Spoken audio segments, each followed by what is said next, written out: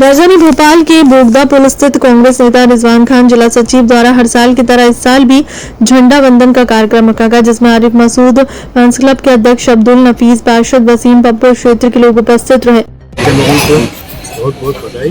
ये स्वतंत्रता दिवस हमें आज से एक दशक पहले हमारे तमाम स्वतंत्रता संग्राम सेनानियों के लहू से की कुर्बानी दे करके देश आज़ाद हुआ है। उस देश को बनाने के लिए हमारे भारत के संविधान ने जो हमें मौलिक अधिकार दिए उसके तहत हमको काम करना चाहिए। आज भोपाल की तरक्की, देश की तरक्की और इन सब के लिए युवाओं का आगे आना चाहिए, एकता और भाईचारे के साथ होना चाहिए।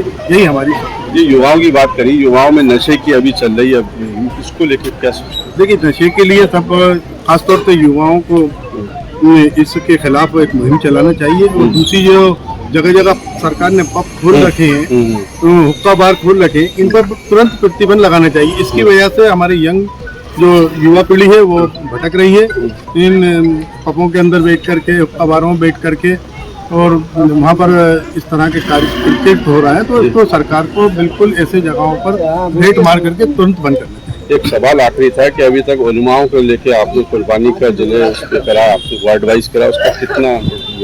नहीं, ये तो 15 साल से हमारा कार्यक्रम चल रहा है और इसका आपने खुद देखा होगा कि आज मासूम बच्चे इस दौर के अंदर जो बड़े लोगों को नहीं याद है, 200 300 नाम हमारे उलमा इकराम के जिन्होंने इस मुल्क को आज़ाद कराया, इस मुल्क के लिए अपनी लहू बहाया, उन उलमाओं के नाम ये बच्चे प्रतियोगिता में, इस कंपटीशन में लेते हैं। कि हमारी सबसे बड़ी उपलब्धि है कि आज अगर इस नफरत के दौर में कोई हमसे बहस करेगा हमने हमारी इस मुल्क में क्या कुर्बानी है, तो हमारे मासूम बच्चे उनको जवाब देने के लिए चुराए चुराए खड़े हुए हैं कि हमारे इन उलमाओं ने हमारे देश को आज़ाद कराया और उनकी कुर्बानियों से हमारा देश आज़ाद हुआ है। और ये देश सभी धर्मों के सामूहिक होकर के उनके आंदोलनों से ही देश आज़ाद हुआ। अगर एक तरफ सरदार भगत सिंह थे तो दूसरी तरफ रामदुल कुमार बिस्मिल और अशफाक उल्लाह खान थे।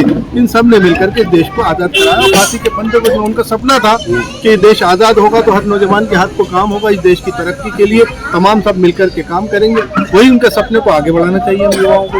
ये आज हमारे साथ पार्षद महोदय भी हैं सर, आज क्या कहेंगे आपके? सभी देशवासियों को दिवस की बहुत बहुत शुभकामनाएं। देश के अंदर इत्तेफाक रहे, भाईचारा रहे, मैं यही देशवासियों का अपील करूँगा।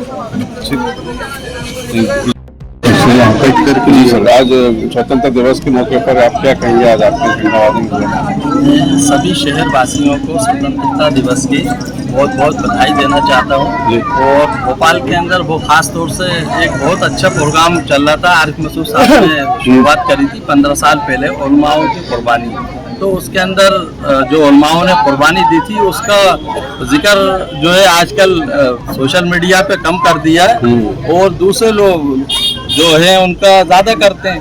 तो जो हमारे उलमा हैं उनकी भी बात करना चाहिए, उन्होंने भी कुर्बानी दी देश के लिए, भगत सिंह ने भी दी, पंडित जवाहरलाल नेहरू और महात्मा गांधी इनका योगदान था, तो मौलाना अब्दुल कलाम आज़ाद भी थे। तो इन सबको जो है उन्होंने देश के आज़ाद में हिस्सा लिया, तो उन लोगों के सबके नाम आना चाहिए।